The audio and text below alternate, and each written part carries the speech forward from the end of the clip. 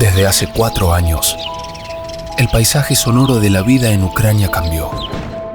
El viento ahora trae sirenas y los estruendos ya no son los de una tormenta, sino del acero azotando la tierra.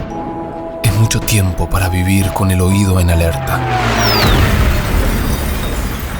Sin embargo, en medio del fragor hay un sonido que persiste, el de la reconstrucción, el golpe de una pala, el murmullo de los que regresan y el latido indomable de una nación que se niega a ser silenciada.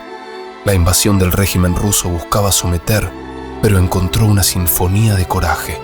Hoy, en Buenos Aires, a 13.000 kilómetros, los ecos de la resistencia resuenan con fuerza.